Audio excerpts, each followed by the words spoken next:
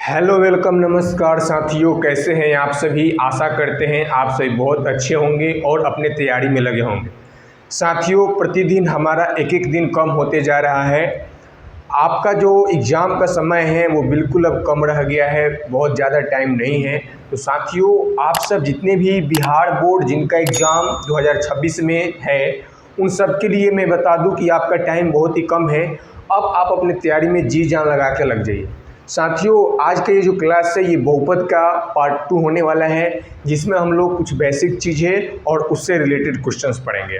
तो बिना समय को व्यर्थ किए हम लोग चलते हैं अपने क्लास में और देखते हैं कि आज का क्लास क्या है। साथियों, आज का क्लास है कि किसी बहुपद के शून्यकों तथा गुणांकों में संबंध, ये क्या होता है। सबसे पहले आपको मैं 2 मिनट का एक रिवीजन करा दूं। तो सबसे पहले आपको पता है कि रैखिक बहुपद का जो मानक रूप होता है वो क्या होता है, ax प्लस बी। द्विघात बहुपद का मानक रूप क्या होता है, ax square plus bx plus c. त्रिघात बहुपद का मानक रूप क्या होता है, ax cube plus bx square plus cx plus d. साथियों, रैखिक बहुपद में एक ही शून्यक होगा, द्विघात बहुपद में 2 शून्यक होता है, त्रिघात बहुपद में 3 शून्यक होता है। आपको मैं बताते चलता हूँ साथ साथ में। सबसे पहले मैं आपसे अगर पूछूं, रैखिक बहुपद का बात करता हूँ मैं, जिसको हम लोग लीनियर पॉलिनोमियल कहते हैं। रैखिक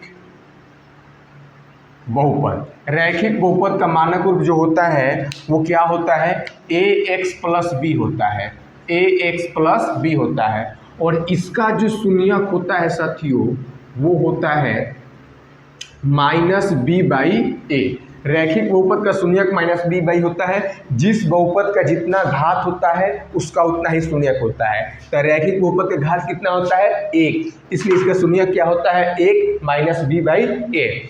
अब देखिए, मैं पूछता हूं अगर कि ये जो है 3x प्लस 5 कैसा बहुपद है, रैखिक बहुपद है, इसका शून्यक क्या होगा। तो इसका शून्यक आपको निकालना है, इसके बराबर में 0 कर दीजिए। 3x इक्वल टू 5 प्लस में है, इधर आएगा माइनस में, x इक्वल टू माइनस 5/3, ये इसका शून्यक हो जाएगा। अब इतना करने की जरूरत नहीं है, डायरेक्ट आपको याद है कि रैखिक बहुपद का शून्यक माइनस बी बाई ए।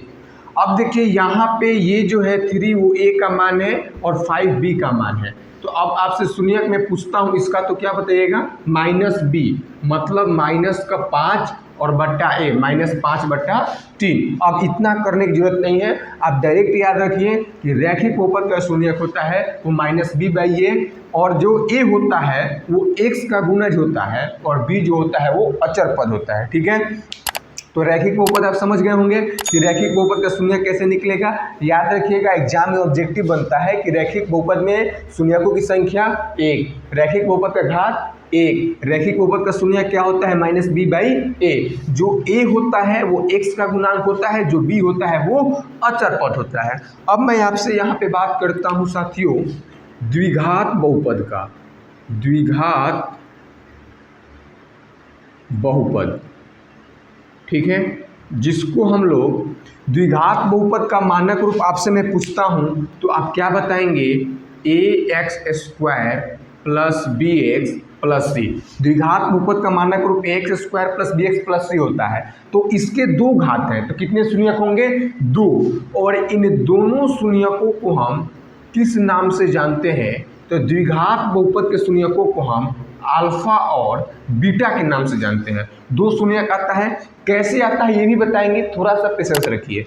पहले याद रखिए कि द्विघात बहुपद में शून्यक 2, जिसको हम किस नाम से जानते हैं, अल्फा और बीटा के नाम से जानते हैं। अब यहाँ पे देखिएगा, जैसे में यहाँ से एक और क्वेश्चन बनता है, यहीं पे बता देता हूँ कि इसके जो शून्यक 2 है, यहीं पे आपसे पूछ लेगा शून्यकों का योग।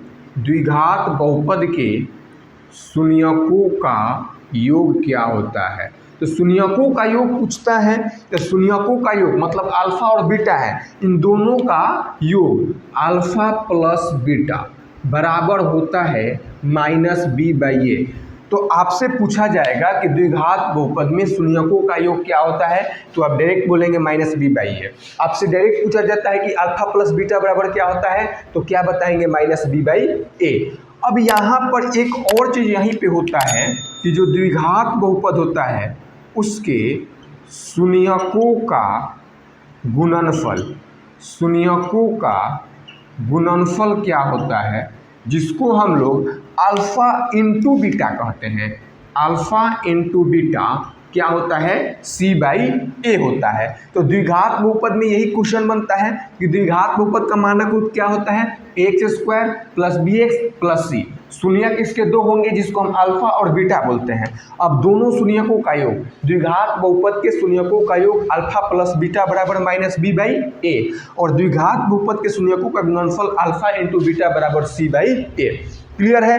अब यहाँ से मैं आपको एक बहुपद लिखता हूँ, आपको मैं यहाँ पे एक बहुपद लिखता हूँ, जैसे x² + 7x + 10। बताना है कि इस बहुपद में शून्यकों का योग क्या होगा। तो सबसे पहले एक चीज़ आप ध्यान रखिए, इसमें तीन चीज़ ध्यान रखना है। इसमें a क्या होता है, b क्या होता है, c क्या होता है। तो द्विघात बहुपद में यहीं पे इसमें नोट करना है कि द्विघात बहुपद में जो a होता है वो x² का गुणांक होता है। a क्या होता है, x² का गुणांक क्या होता है, a। और जो b होता है वो x का गुणांक होता है। b किसका गुणांक होता है, x का गुणांक होता है। और जो c होता है वो आपका अचर पद होता है। c क्या होता है, अचर पद। अब यहाँ पे मैं एक क्वेश्चन देता हूँ, यहाँ से आपसे पूछता हूँ कि अल्फा प्लस बीटा का मान बताइए। तो क्या बताएंगे, तो सबसे पहले अल्फा प्लस बीटा क्या होता है, -b/a। अब इसमें b क्या होता है, जो x का गुणांक होता है। इतना याद नहीं रखिए, डायरेक्ट याद रखिए, जो यहाँ पे होगा a, यहाँ पे b, लास्ट में c, ABC, यहाँ पे a b c। अब हमको याद है कि अल्फा प्लस बीटा होता है -b/a। तो b का मान 7 है, इसके साथ माइनस लगाना है। और a का मान यहाँ पे कुछ नहीं है, तो क्या है 1, मतलब अल्फा प्लस बीटा -7/1। और यहीं पे शून्यकों का गुणनफल अल्फा इंटू बीटा क्या होता है, C/A। तो c का मान क्या है 10 और a का मान क्या है 1। एक और चीज़, बटा में 1 रहे, इसको केवल आप -7 भी बोल सकते हैं और इसको 10 भी बोल सकते हैं। इतना क्लियर है कि द्विघात बहुपद का अगर क्वेश्चन बनता है तो इसके अंदर से ही बनेगा। ठीक है, आपसे मानक रूप पूछ ले, आपका उसका योग पूछ ले, शून्यकों का गुणनफल पूछ ले, या इसमें घात पूछ ले। क्लियर है। तो रैखिक बहुपद, द्विघात बहुपद क्लियर है। अब मैं आपको बताता हूँ कि त्रिघात बहुपद क्या होता है। त्रिघात बहुपद में आपको क्या क्या जानकारी रखना आवश्यक है, त्रिघात बहुपद के बारे में मैं बात करता हूँ। तो आपको मैं त्रिघात बहुपद का मानक रूप बता देता हूँ। आपसे मैं पूछता हूँ कि आप बताइए त्रिघात बहुपद का मानक रूप क्या होगा। आप जहाँ बैठे हैं वहीं बोलिए, एक बार जल्दी बोलिए क्या होता है त्रिघात बहुपद का मानक रूप। तो त्रिघात बहुपद का मानक रूप होता है ax³ + bx² + cx और प्लस में d। ये त्रिघात बहुपद का क्या होता है, मानक रूप। अगर आप पिछला क्लास किए होंगे तो आपको जरूर याद होगा, आप पिछला क्लास जरूर करें। ठीक है, तो यहाँ पे मैं आपको बताता हूँ त्रिघात बहुपद के बारे में। किस बहुपद के बारे में, त्रिघात बहुपद के बारे में। त्रिघात बहुपद, त्रिघात बहुपद में कितना घात होगा, त्रिघात बहुपद में आपका 3 घात होता है। और इसका जो मानक रूप होता है वो होता है ax³ + bx² + cx और प्लस में d। ये त्रिघात बहुपद का क्या होता है, मानक रूप होता है। अब देखिए इसमें अगर घात 3 है तो शून्य कितना होगा, 3। तो इसमें जो 3 शून्यक होते हैं उसको हम कहते हैं अल्फा। जो शून्यक होते हैं अल्फा, बीटा और गामा। 3 शून्यक होते हैं अल्फा, बीटा और गामा। ठीक है, अब इसमें आपसे 3 सवाल बनता है। क्या क्या बनता है, एक तो बनता है alpha plus beta plus gamma. Clear है। एक बनेगा आपका alpha into beta, beta into gamma और गामा इंटू अल्फा। तीसरा बनेगा alpha into beta into gamma. तो तीनों मैं आपको बताता हूँ। सबसे पहला है alpha plus beta plus gamma. क्या होता है, यहाँ पे अल्फा प्लस बीटा प्लस में गामा। ठीक है। दूसरा होता है आपका alpha into beta, beta into gamma और गामा इंटू अल्फा। ये क्या होता है। और तीसरा होता है आपका alpha into beta into gamma. इन तीनों के बारे में बताना है। तो सबसे पहले मैं आपको बता दूं कि alpha plus beta plus gamma होता है minus B by A. Alpha plus beta plus gamma क्या होता है, माइनस बी बाई ए। और दूसरा जो है alpha into beta, beta into gamma और गामा इंटू अल्फा, ये होता है आपका c by A. Alpha into beta, beta into gamma और गामा इंटू अल्फा क्या होता है, सी बाई ए। और alpha into beta into gamma जो होता है वो होता है माइनस डी बाई ए। तो त्रिघात बहुपद में इतना याद रखना है। त्रिघात बहुपद का घात क्या होता है, 3। इसमें शून्यक कितना होगा, 3 अल्फा बीटा और गामा। शून्यक से क्या क्वेश्चन बनता है sir, alpha plus beta plus gamma क्या होगा, minus B by A. Alpha into beta, beta into alpha, alpha into beta, beta into gamma और gamma into alpha, c by A. Alpha into beta into gamma क्या होगा, minus D by a. तो त्रिघात बहुपद में आपको ये याद रखना है। फिर यहाँ से ए जो होता है वो एक्स क्यूब का गुणांक होता है, बी जो होता है वो एक्स का गुणांक होता है, सी जो होता है यहाँ पे आपका बी एक्स स्क्वायर, जो सी होता है वो एक्स का गुणांक होगा और डी जो होता है वो अचर पद होता है। तो ये रहा आपका रैखिक बहुपद, द्विघात बहुपद, त्रिघात बहुपद की बेसिक जानकारी। अब मैं जो आपका हेडिंग दिया हूँ किसी बहुपद के शून्यकों और गुणांकों में संबंध, ये कैसे निकलता है अभी मैं आपको ये बताने वाला हूँ, जो आप अपने बुक में देख सकते हैं। उदाहरण नंबर जो 2 है, उदाहरण नंबर जो 2 है उसको मैं बताने वाला हूँ कि देखिए आपके एक्सरसाइज का उदाहरण 2 जो है, इस प्रकार का क्वेश्चन एक उदाहरण 3 में है और आपके एक्सरसाइज 2.2 का 1 नंबर है। इसमें से एक क्वेश्चन प्रतिवर्ष आपके एग्जाम में जरूर आता है। इसका बनाने का सही तरीका क्या है जिससे कि एग्जाम में एक भी नंबर ना कटे, यहाँ पे ध्यान से देखना है। सबसे पहले बोला है कि द्विघात बहुपद x square plus 7x plus 10 के शून्यक ज्ञात कीजिए और शून्यकों तथा गुणांकों के बीच के संबंध की सत्यता की जांच कीजिए। ठीक है, अब इसमें क्या करना है, सबसे पहले आपको क्या ज्ञात करना है, शून्यक ज्ञात करना है। फिर शून्यकों के जो गुणांक हैं, जो शून्यकों के गुणांक है उनके बीच संबंध की सत्यता की जांच करना है, संबंध की सत्यता की जांच करना है। सबसे पहले कैसे क्या करना है इसको देखेंगे। तो इसको सॉल्व करने के लिए आप देखिए एक्स स्क्वायर प्लस 7x और प्लस में क्या है 10। ठीक है, अब इसको क्या करना है, सबसे पहले शून्य ज्ञात करना है। तो ध्यान से यहाँ सीखना है बिल्कुल बेसिक से कि शून्य कैसे ज्ञात होता है। सबसे पहले जब भी आपको द्विघात बहुपद दिया रहे शून्य ज्ञात करना हो, आपको 9th क्लास में पढ़ाया गया होगा कि कैसे द्विघात बहुपद का शून्य ज्ञात किया जाता है, कैसे त्रिघात का। आपको याद है, बहुत अच्छा, नहीं याद है फिर यहाँ सीखना है। देखिए क्या है, x square plus 7x plus, सबसे पहले देखिए कि एक्स स्क्वायर का गुणज क्या है। यहाँ पे कुछ नहीं है तो क्या होता है, 1 होता है। ठीक है, अब सबसे पहले यहाँ जो 1 है उसको इस 10 में गुना कीजिए। ठीक है, यहाँ कुछ नहीं तो क्या है 1 और 10 को गुना करेंगे तो क्या मिलेगा, वो 10 मिलेगा। ठीक है, अब बीच में देखिए कि क्या है, यहाँ पे 7 है। ठीक है, पहले फर्स्ट और लास्ट को गुना कर लिए, आ गया। फिर बीच में क्या है 7।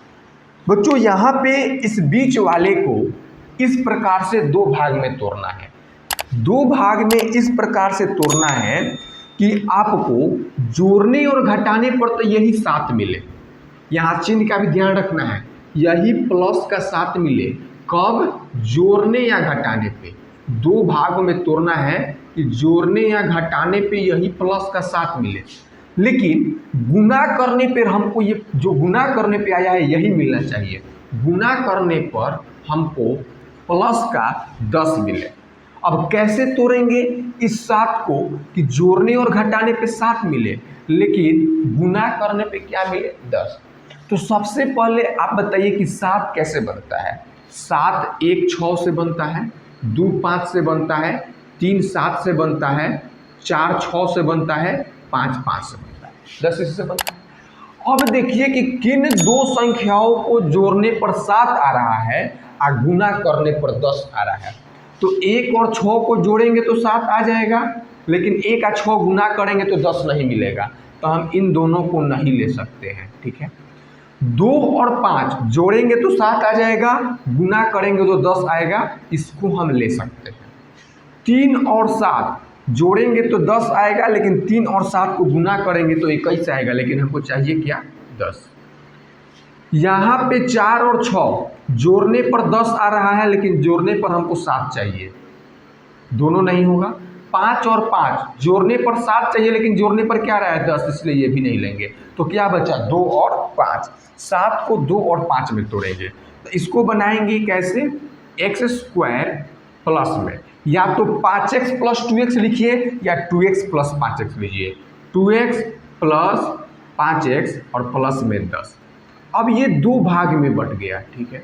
अब इन दोनों में से क्या कॉमन आएगा ये देखिए, एक्स स्क्वायर है, एक्स स्क्वायर में क्या होता है x गुना x, 2x में क्या है 2 इंटू एक्स। अब बताइए कि इन दोनों में कॉमन क्या है। तो यहाँ देखिए कि यहाँ भी x है, इसमें भी x है, तो सबसे पहले तो x कॉमन आ जाएगा। अब यहाँ से एगो x कॉमन आ गया तो यहाँ बचा x, यहाँ का x बाहर आ गया तो बचा 2, लेकिन प्लस में क्या है 2। जो साइन यहाँ होगा उसी को सेम उतार देना है, क्लियर है, प्लस है तो प्लस। अब देखिए कि 5 और 10, 5x में क्या है 5 गुना x है, और 10 में क्या है 5 गुना 2, इन दोनों में कॉमन क्या है। तो यहाँ पे आप देखिएगा तो इन दोनों में 5 कॉमन है, तो आपको 5 कॉमन आएगा, दोनों जगह x नहीं है, कॉमन नहीं आएगा। 5 बाहर ले लिए तो क्या बचा x, यहाँ से 5 बाहर ले लिए तो क्या बचा 2। देखिए यहाँ दोनों जगह सेम आना चाहिए, तभी आपका जो गुणनखंड होगा वो सही होगा, ठीक है। अब यहाँ पे आप देखिएगा कि एक बार जो दोनों जगह आया है उसको, एक बार जो बाहर है उसको, तो x प्लस 5 बाहर वाला और x प्लस 2 जो दोनों जगह आया है उसको। अब शून्य कैसे निकलता है, तो दोनों को एक एक बार 0 के बराबर कर देंगे, तो x इक्वल टू माइनस का 5, x इक्वल टू क्या आ जाएगा माइनस का 5, और यहाँ से x प्लस 2 बराबर 0, तो x इक्वल टू माइनस का 2। आपका ये दोनों क्या हो गया, इसका क्या हो गया आपका शून्य, इसका शून्य का गया, शून्य ज्ञात कर लिए। फिर बोला है कि शून्यकों तथा गुणांकों के बीच के संबंध की सत्यता। अब इसको कैसे जांच करेंगे ये देखिए, सबसे पहले आपको सत्यता की जांच करना है। तो यहाँ से आप देखिए, यहाँ से बताइए कि शून्य क्या क्या आया है, शून्य, शून्य का आपका क्या है -5 है और माइनस का 2 है। अब यहाँ से मैं पूछता हूँ कि शून्यकों का योग बताइए, शून्यकों का योग, शून्यकों का योग क्या होगा, तो शून्यकों का जब योग करेंगे, ये दोनों शून्यक है, इन दोनों का योग करना है, -5 और प्लस माइनस का 2, तो क्या होगा -5 plus minus minus, minus minus plus जोड़ के माइनस का चिन्ह, -7। और यहाँ पे देखना है, यहाँ पे देखना है कि शून्यकों का गुणनफल क्या होगा, क्लियर है। यहाँ शून्यकों का गुणनफल क्या होगा इसको देखना है, शून्यकों का गुणनफल, इसको देखिए, शून्यकों का गुणनफल क्या होगा, यहीं पे बगल में निकाल लेते हैं। यहीं पे आप बताइएगा कि शून्यकों का गुणनफल क्या होगा।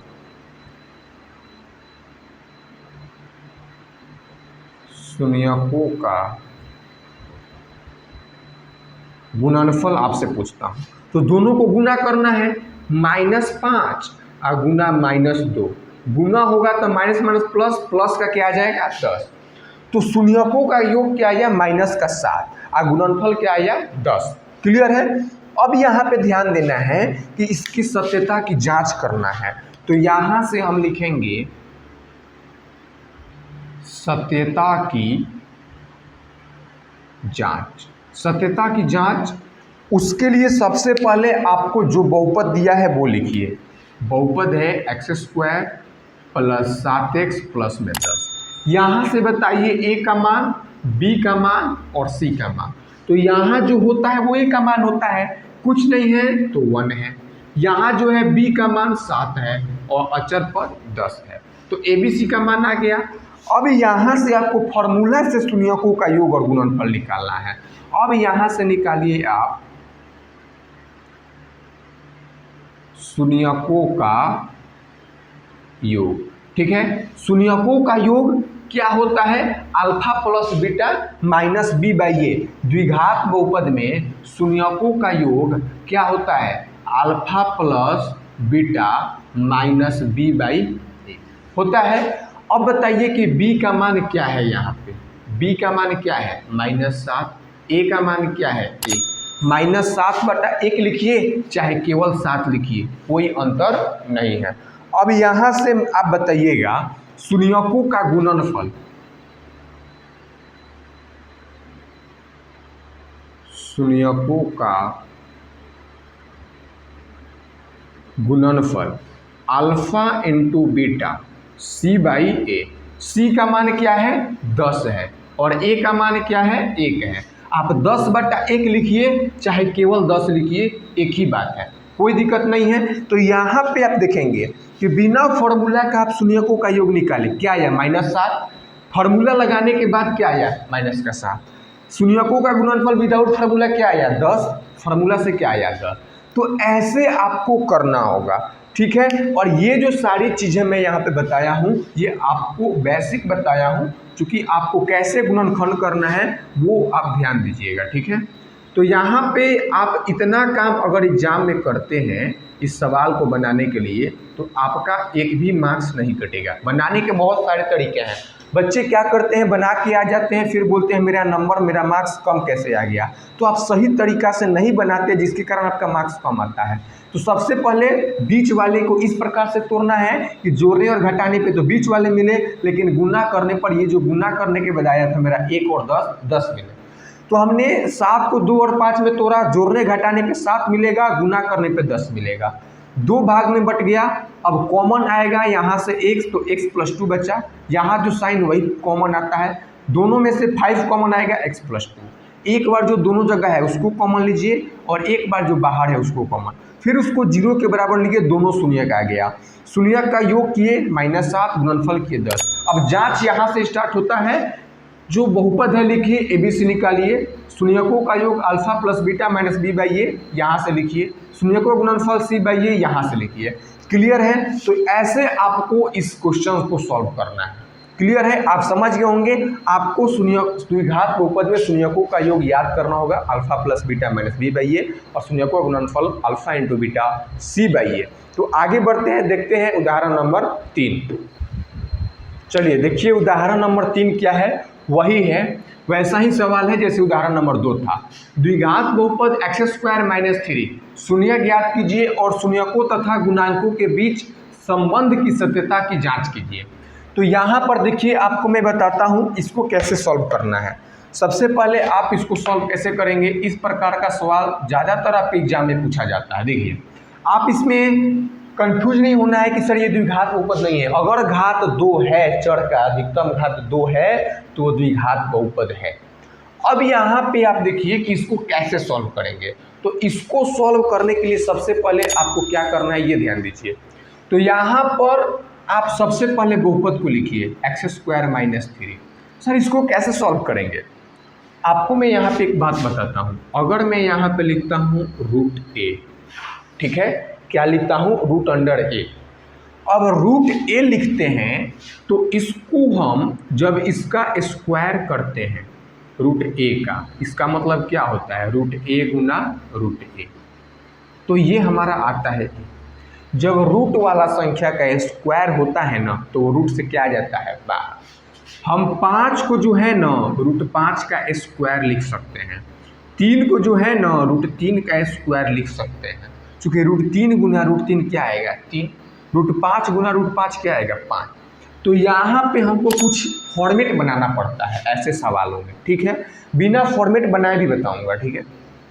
यहाँ पर अगर मैं लिखता हूँ इसको x² - √3 और इसका स्क्वायर, ठीक है। x² और 3 को मैं लिखता हूँ √3 का स्क्वायर, चूँकि √3 का स्क्वायर क्या आएगा, 3 आएगा। अब यहाँ पे आपको एक फार्मूला याद होगा, आप नोट करेंगे कि a² - b² बराबर होता है a + b into a - b। a² - b² बराबर a + b into a - b। यहाँ पे ए स्क्वायर माइनस बी स्क्वायर है, ठीक है। अब यहाँ पे जब आप इसको इस फॉर्मेट में लिखिएगा तो क्या लिख पाइएगा, इसको इस फॉर्मेट में लिखिएगा तो कैसे लिखिएगा, ए प्लस बी, ए का मान एक्स अब प्लस में बी का मान √3, ठीक है। और उसके बाद एक्स अब माइनस का √3, ऐसे लिखिएगा ए प्लस बी इंटू ए माइनस बी। अब दोनों को एक एक बार 0 के बराबर करना है, x प्लस √3 बराबर 0, तो x बराबर माइनस का √3, x माइनस √3 बराबर 0, तो x बराबर प्लस का √3। क्लियर है। अब यहाँ पर देखिएगा आप कि x का मान एक माइनस का √3 आया, x का मान एक प्लस का √3 आया यहाँ पे। अब कहने का मतलब है कि यहाँ पे हमारा दोनों शून्यक इस बहुपद का आ गया। क्लियर है, दोनों शून्यक आ गया। अब इसमें आपको क्या करना है, जांच करना है।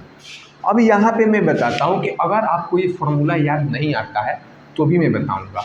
अब सबसे पहले जांच करने से पहले हम यहीं पे निकालते हैं शून्यकों का योग। दोनों शून्य को जोड़ना है, माइनस का √3 और प्लस का √3, माइनस का √3 और प्लस का √3 क्या होगा, ये हो जाएगा आपका 0। और शून्यकों का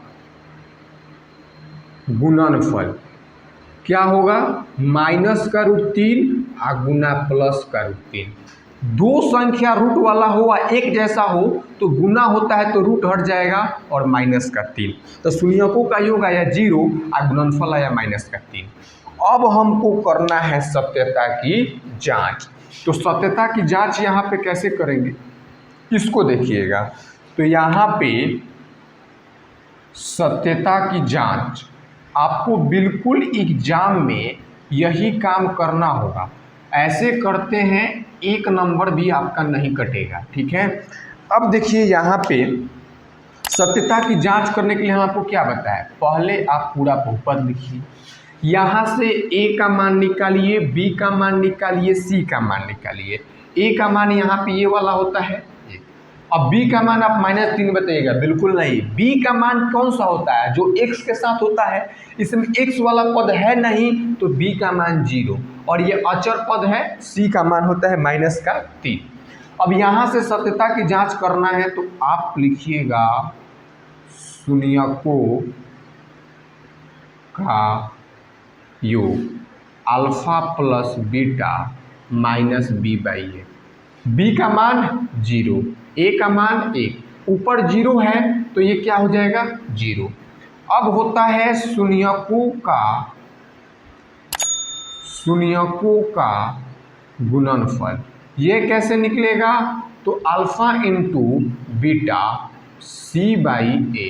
c का मान -3 और a का मान 1, इसको हम -3 भी लिख सकते हैं। आप दोनों जगह देखिए, यहाँ भी शून्यकों का योग 0, यहाँ भी 0, यहाँ पे गुणनफल -3, यहाँ भी -3। तो यही आपका हो गया सत्यता की जांच। अब यहाँ पे मैं आपको बताया था कि अगर आप ऐसे फॉर्मेट नहीं बना पाते तो क्या करना है। देखिए यहाँ पे अगर मैं लिखता हूँ x² और -2 लिखता हूँ, ठीक है। अब इसके बराबर में अगर 0 लगाता हूँ, हमको इसका शून्यक निकालना है तो बराबर में क्या लगाना होगा 0। तो यहाँ पे क्या होगा कि ये 2 उधर चला जाएगा। अब ये जो रूट उधर जाएगा ना तब प्लस माइनस √2 लेकर जाएगा, ठीक है। तो इसका 2 शून्यक आ गया, एक प्लस का √2 और एक माइनस का √2। वैसे ही यहाँ पे था x² -3 बराबर में 0 लगाते तो x² बराबर प्लस का 3 होता, और जैसे रूट जाता प्लस माइनस हो जाता, मतलब x का मान प्लस √3 और x का मान माइनस का √3, ठीक है। ये चीज़ आप समझ गए होंगे। तो जब भी आपको ऐसा दिया रहे ये फॉर्मेट तो आप ये कर सकते हैं, और नहीं तो सीधा सा फॉर्मूला है a² - b² पे बनाइए और आपका ये क्लियर हो जाएगा, ठीक है। तो आप उदाहरण 2 और 3 समझ गए, इसका बेसिक समझ गए। अब आप एक्सरसाइज 2.2 आसानी से बना सकते हैं। तो आशा करते हैं कि आप इन सारी बातों को समझ गए होंगे। आपको क्लास कैसी लगी, आप अपना रिस्पॉन्स कमेंट बॉक्स में अवश्य बताएं। आपको और किस विषय की तैयारी में दिक्कत आ रही है वो भी अवश्य बताएं। मिलते हैं नेक्स्ट वीडियो में 2.2 के क्वेश्चन के साथ। तब तक के लिए जय हिंद।